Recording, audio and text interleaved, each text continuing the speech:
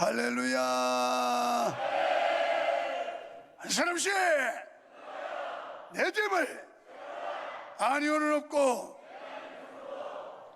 여러분, 어떤 공연장에 가면 가장 비싼 좌석이 앞자리입니다. 그리고 무슨 호텔에서 행사할 때 보면 사람들은 앞자리에 앉혀주기를 원하고 앉고 싶어요. 그걸 헤드 테이블이라고 그래요. 혹은 메인 테이블. 그래서 그 사람이 앉는 위치에 따라서 그 사람의 영향력을 평가가 되는 거예요. 어떤 사회적 영향력이라든가 지위라든가 이런 게 있는 사람들은 헤드 테이블에 앉혀요. 그렇지 않은 별 볼 일 없는 사람 저 끄트머리에 앉혀요. 이 말 왜 하는지 알겠죠?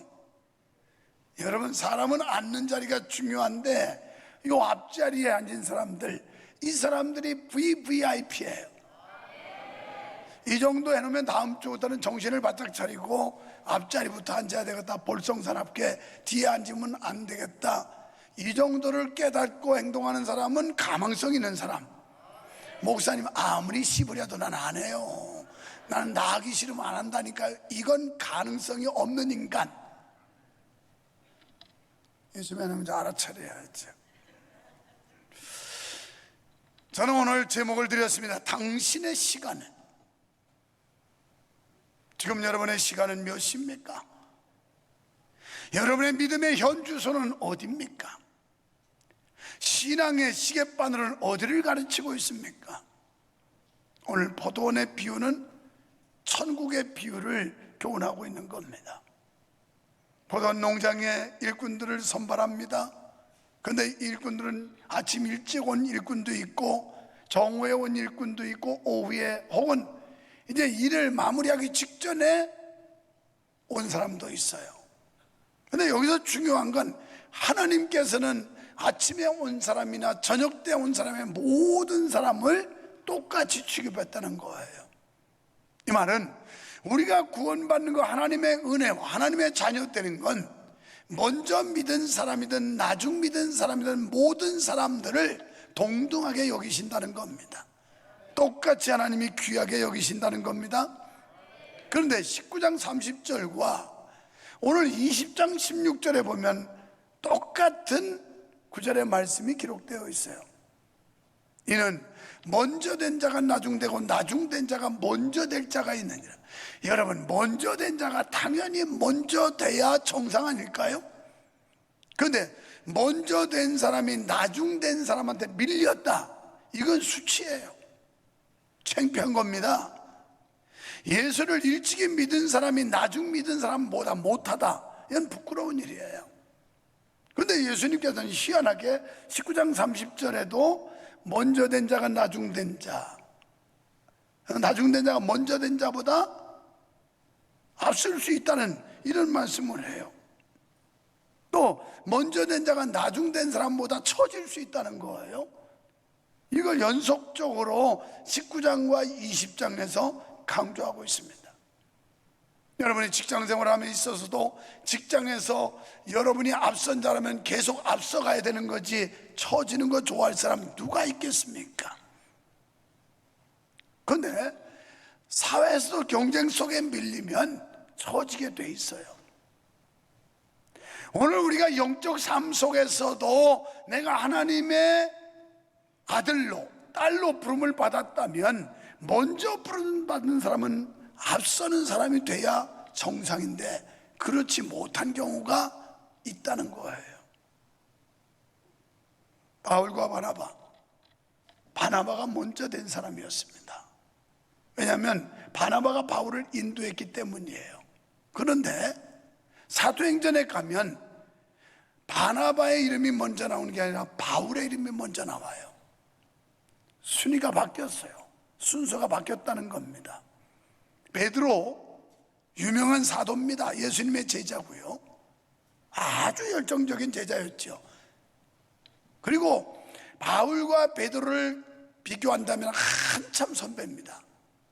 그런데 성경의 기록과 분위기에 보면 성경을 기록한 사건이나 선교와 전도에 쓰임받은 업적을 보아도 바울이 훨씬 더 앞선다는 걸 보게 됩니다.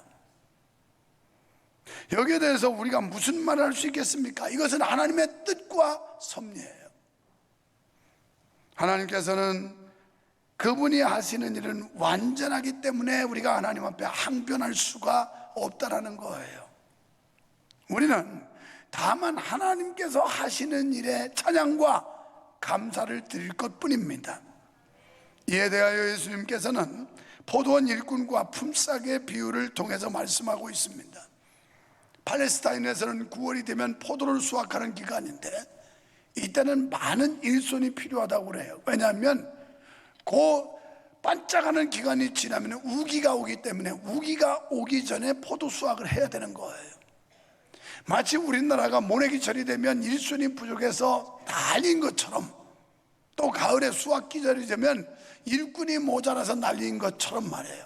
뭐 지금이야 그냥 기계로 막 다 하니까 그렇지, 옛날 우리 어릴 때 촌에서 자랄 때는 그 농번기에는 일꾼 만져보기가 얼마나 힘들었는지 몰라요.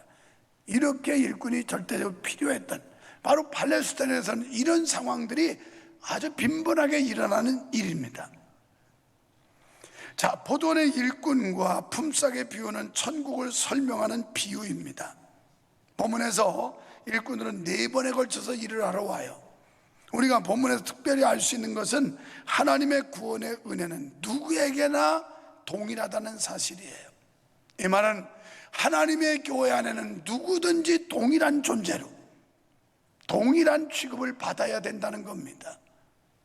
여기서 돈이 많은 사람이 우대받고 돈이 없는 사람은 천대받는다든지, 공부를 많이 받은 한 사람이 우대받고 못한 사람이 천대받는다든지, 잘생긴 사람이 우대받고 못생긴 사람이 천대받는, 이건 있어서 안 된다는 얘기예요. 하나님은 모든 영혼, 한 사람 한 사람의 영혼을 소중하고 귀하게 여기신다는 겁니다. 바로 하나님의 교회인 하나님의 공동체, 이 교회도 이게 제대로 이루어져야 된다는 거예요. 그런데 쉽지 않아요. 인간들이 모인 이 구조상, 이 조직 속에서 그렇게 한다는 게 결코 쉬운 일 아니에요.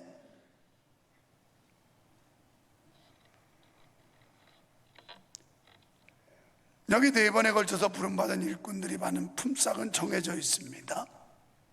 한 데나리온씩 받았습니다. 일찍 와서 일했다고 더 준 것도 아니고, 늦게 와서 일했다고 덜 준 것도 아니었어요. 그리고 순서상 보면 이해할 수가 없어요. 먼저 와서 땀 흘리고 햇볕과 싸우면서 고생한 사람에게 우선권을 줘야 될 텐데 그렇게 하질 않고 이 주인이 청지기에게 나중 온 사람부터 줘라, 이렇게 얘기를 해요. 그래서 나중 온 사람부터 한 데나리온을 줍니다. 일찍 온 사람 무슨 생각했겠어요? 야, 저 문 닫을 때 나중 온 사람이 한 데나리온을 받으면 주인이 아무래도 아침 일찍부터 온 나에게는 뭔가 플러스 알파로 조금은 더 해주겠지, 이런 기대를 했어요. 그런데 웬걸요? 자기 차례가 왔는데 자기에게도 역시 한 데나리온이야. 그래서 이 사람이 불평불만하죠. 화가 납니다. 화날만 하지요.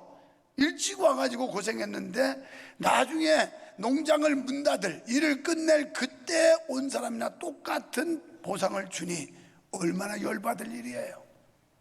그래서 항변해요. 어떻게 이럴 수 있느냐고.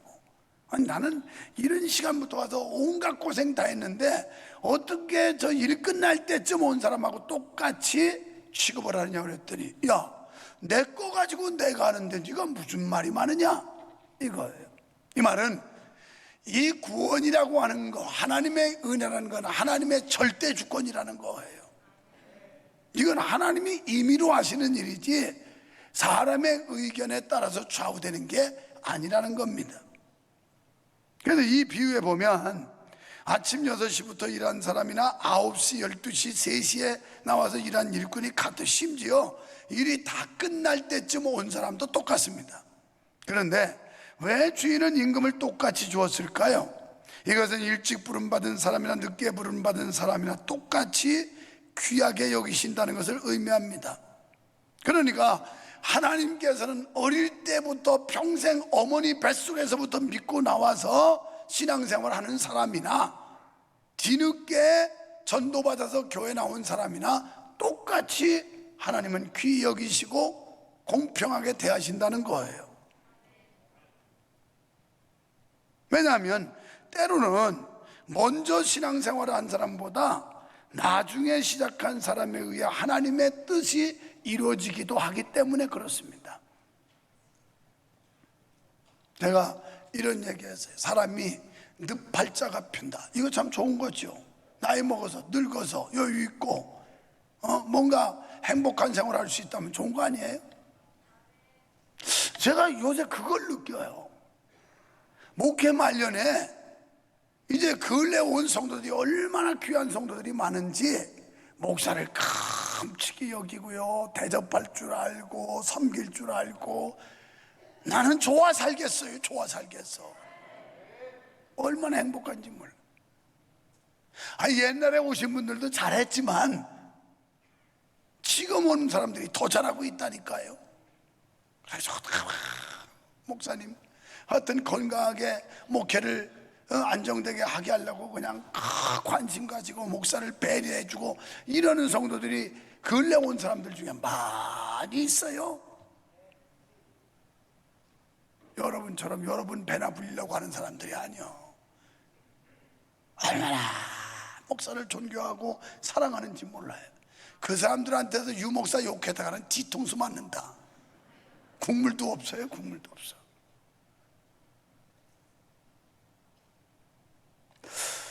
자, 여기서 우리에게 주는 또 다른 교훈은 양과 질에 따라 평가하시지 않는다는 겁니다. 비록 나의 가진 재능이 부족할지라도 나의 힘이 부족할지라도 그것을 하나님을 위해 바칠 때 이를 귀하게 여기신다는 거예요. 사람은 똑같을 수 없습니다. 어제도 찬양을 하면서 우리 장로님과 긴 대화를 나눴어요. 그의 과거, 걸어온 삶, 직장의 변화 등등 쭉 이야기를 나눴어요. 그러다가 이런 말을 했어요. 목사님, 저는 평신도 입장에서 볼 때도 목회자라고 다 똑같은 목회자가 아니고 어떤 목회자는 단독 목회를 해서 단임 목회를 할 분도 있지만 제가 볼 때는 어떤 분은 그냥 부교육자의 은사지 그 사람이 단독 목회 해가지고는 확신이 안 오는 이런 분들도 있습니다. 그 얘기를 하면서 목사님은 무언가 사람을 빨아들이는 흡입력이 있다는 걸 자기가 느낀대요. 그래서 맞아요. 하나님이 나에게는 그 은사 하나 주셔서 지금까지 목회하게 했고 교회 되게 하셨고 오늘 내가 있게 하신 거예요. 그러면서 내가 얼마나 감사한지 모른다고 그랬어요. 근데 다 똑같은 건 아니에요. 여러분 각각 다른 은사를 받았을 텐데 그 은사를 자기 나름대로 받은 은사를 묵히지 않고 주님 앞에 드리면 양과 질을 보는 게 아니라 그 자체로 귀하게 보신다는 거예요. 오늘 주는 교훈은 그거예요. 연세 드신 분들이 하셔야 될 역할은 또 달라요. 젊은 분들이 해야 될 역할이 또 다르고 경제력이 있는 사람과 없는 사람의 차이가 있고 많은 학식의 정도에 따라 차이가 있고 그러나 나에게 주어진 것 가운데 이것을 묻어두지 않고 주님 앞에 바치기만 하면 양과 질에 따라서 평가하지 않는다는 거예요. 믿으시면 아멘 합시다. 그래서 여러분이 내가 많은 걸 받지 못했으니까 귀한 거 받지 못했으니까가 아니라 내게 주어진 것 가지고 주를 위해서 헌신하라는 거예요. 누가 먼저 부름받고 누가 나중 부름받았느냐가 중요한 게 아니라 부름받은 후에 지금 얼마나 충성하고 있느냐가 중요하다는 거예요. 지금 오늘 당신의 시간은 몇 시입니까? 했는데 우리의 신앙의 현주소 그리고 믿음의 체온계를 확인해야 돼요. 내 믿음의 체온계가 냉랭하게 영하로 내려가 있는지 아니면 내 믿음의 체온계가 35도 40도 뜨거워져 있는지 이걸 확인해야 된다는 거예요. 그리고 내 신앙의 현주소가 하나님께로 온전히 향하고 있는지 아니면 하나님과 반대되는 방향으로 가고 있는지 현주소를 확인하라는 거예요.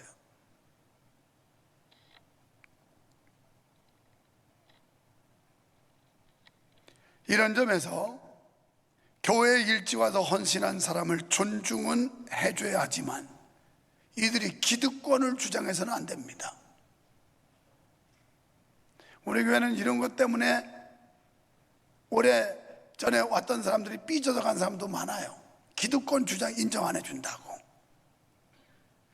기득권을 인정하는 순간 새로운 사람들이 정착을 못해요. 그래서 나중 온 사람을 기득권 주장하면서 무시하거나 밀어내서도 안 됩니다. 우리 주님께서는 똑같이 취급해 주시기 때문입니다. 여러분, 신앙생활을 오래 한 사람들에게서 흔히 내가 이렇게 많이 일을 했으니까 하는 공로주의, 이게 드러나기가 쉬워요. 공로주의. 내가 말이야 개척 초기 때부터 사람 웃을 때부터 와가지고 헌신했는데 말이야 목사가 안 알아주고. 알아주잖아. 그래도 내일 우리 제주도 가잖아. 30년 넘게 장기 근속하면서 교회를 섬긴 사람들 가잖아. 그러나 이런 것들 때문에 우쭐거리고 교만하면 안 돼요. 공로주의에 빠지면 안 돼요. 그럴수록 더 답장하게 겸손하게 남을 배려하고 새로 오신 분들을 격려하고 그리고 그들에게 양보하고. 할렐루야. 그래야 교회가 되는. 오늘 주님은 일찍 온 사람 나중 온 사람 구분이 없었어요. 똑같이 대해준다는 거예요. 근래 온 사람들이 목사 좀 섬긴다고 그거 샘 나가지고 막 쪼은다더니 막 이렇게 찍는다든지 하는 이런 짓만 하다 나한테 걸리기만 해봐라. 아니 내쫓아버릴 테니까 그냥. 오히려 새로운 사람들이 신바람 나게 헌신할 수 있도록 분위기를 막 만들어줘야 돼요. 아유 감사하다고, 성도님 너무 고마워요, 우리 목사님은 저렇게 섬겨야 되는데 우리가 못했는데 우리 못하는 일 집사님이 하시니 성도님이 하시니 정말 부럽기도 하고 감사하기도 하고 고맙기도 하고 이렇게 얘기를 해야지. 그거 온지 얼마 된다고 이렇게 설쳐? 그럼 온지 오래돼서는 왜 설치지 않니?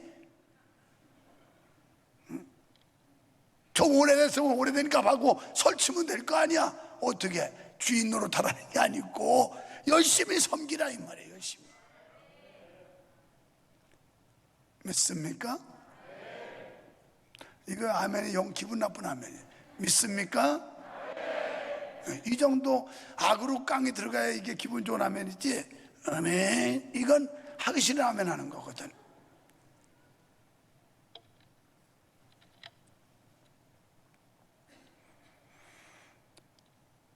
하나님 앞에서 인간의 의는 아무것도 아니라는 사실을 알아야 됩니다. 여러분이 뭐 좀 한 것 같지만 아무것도 아니. 하나님 앞에는 그거 보이지도 않아요. 점 하나만 해, 점 하나만. 그래서 개혁자 칼빈은 뭐라 그랬냐면 구원은 전적으로 값없는 은혜에 의한 하나님의 선택의 결과로 생각해야 한다. 우리가 구원받은 거 내가 뭘 해서 잘해서 자격이 있어 받은 게 아니라 전적인 하나님의 은혜야. 은혜는 값없이 받는 선물이라고 설명 아주 기가 닳도록 드렸죠. 하나님이 선물로 주신 거야. 선물. 오직 은혜로 구원받았다는 사실을 잊지 마시기를 바랍니다. 여기서 늦게 부름받은 자들은 게으름뱅이가 아니었다는 사실이에요.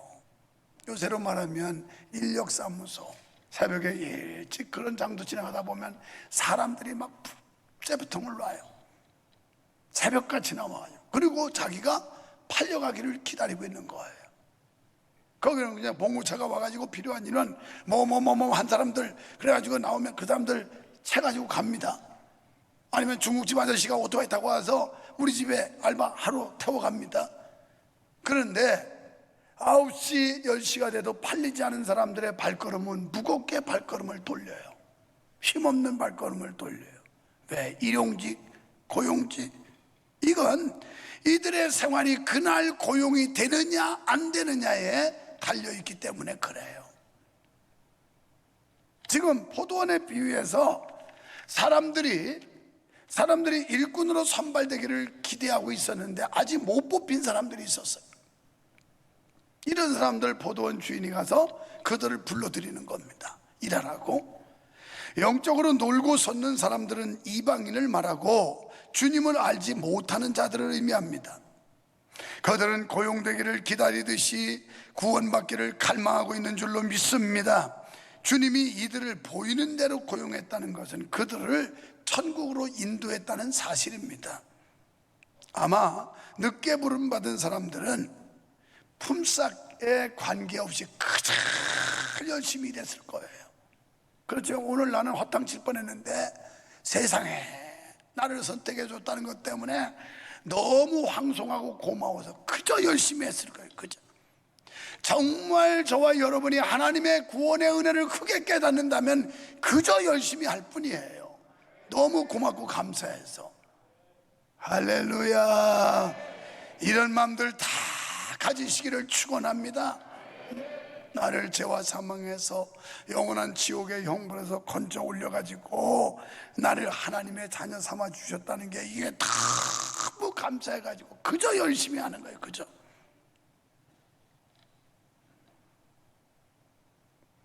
늦게 부름받은 일꾼들은 품삯을 받는 기대보다는 고용되어 일하는 기쁨이 더 컸을 겁니다. 그 사람들은 뭐 한 데나리온 두 데나리온 이거 관심 없어요. 그저 내가 뽑히지 못했었는데 선택받지 못했었는데 내가 선택받았다는 이 고마움 때문에 그저 열심히 일했을 거예요. 이게 믿음이에요. 이게 은혜예요. 근데 내가 그럴 당당한 자격과 권리가 있는데 뭘 감사해? 이것만큼 교만한 게 없어요. 하여튼 그분은 마이크도 작대기만 해요. 요만한 거 잡고 하는 게 아니라 이만한 거 성령으로 성령 충만하게 할렐루야 그러면 그냥 아멘. 우리 교회는 왜 안 되는 거야 이게? 나도 모르겠어. 하나님이 하시는 일이지. 그런 분들은 그렇게 해서 또 하나님이 크게 쓰시고 나는 나대로 내 받은 은사 가지고도 요만하게 쓰시고 그냥 감사할 뿐이야. 감사할 뿐. 써주심에 감사하단 말이에요. 다음 주에는 아름다운 결실과 수확을 주신 하나님께 감사로 영광을 돌리는 추수감사주일입니다. 감사일 찾아보세요. 셀 수 없이 많습니다. 불평할 일 찾아보세요. 셀 수 없이 많습니다. 여러분의 생각이 건강하고 여러분의 시각이 건강하고 여러분의 청각이 건강하면 감사거리가 넘쳐나지만 여러분의 생각, 시각, 청각이 건강하지 못하면 불평거리만 넘쳐나요. 우리는 수없이 하나님을 실망시켜 드렸지만 하나님은 우리를 한 번도 실망시킨 적이 없는 분이세요. 포도원 같은 주님의 몸된 교회에서 감사함으로 맡겨진 일에 충성합시다. 지금까지 건강을 지켜주신 하나님께, 우리에게 물질을 소유하게 하신 하나님께, 우리에게 재능을 주신 하나님 앞에 감사로 영광을 돌립시다. 일을 많이 했음에도 적게 한 사람과 상급이 같다고 불평하지 맙시다. 그것은 주님의 뜻이며 우리 모두는 부르심과 상급에 참여하게 되었다는 사실만으로도 감사함이 마땅한 줄로 믿습니다. 우리는 일의 주체가 내가 아니고 하나님이라는 사실을 알아야 합니다. 결국 하나님이 하는 거예요. 하나님. 다음은 16장 9절에 사람이 마음으로 그 길을 계획할지라도 걸음을 인도하시는 분은 여호와 하나님이라 그랬어요. 그러면서 하루 사이의 일도 알 수 없는 게 인생이라는 거예요. 내가 2부 예배 헌금위원하는 우리 권사님한테 그랬어요. 권사님, 지금 이 시간대겠네. 지금쯤 제주 명성교회 앉아서 주일 예배 드려야 될 텐데 못 갔네. 어제 비행기표 4시 몇 분 비행기가 끊어서 그래서 가기로 했는데 펑크난 거야. 같이 가기로 했던 멤버 구성한 사람들 중에 우리 권사님 하나가 확진 판정 받아가지고 그래서 다 깨졌대. 그래서 다행히 선교관이 비는 바람에 우리가 호텔 예약 취소해버리고 그리 가기로 했어. 우리 선교관이 호텔보다 훨씬 좋은데 갔다 온 사람마다 다 호텔에다 대요. 우리 까칠한 권사님도 갔다 오더니 아유 호텔보다 홀라요 막 그러면서. 그래도 여러분이 열심히 쓰면 한 채 더 살까 하는 생각도 있어. 지금까지 3개월 전부터 예약 끝나니까. 근데 이렇게 잘 될 때 내비둬야지 할랑할랑하고 쉬어있으면 또 우습게 봐요. 그래서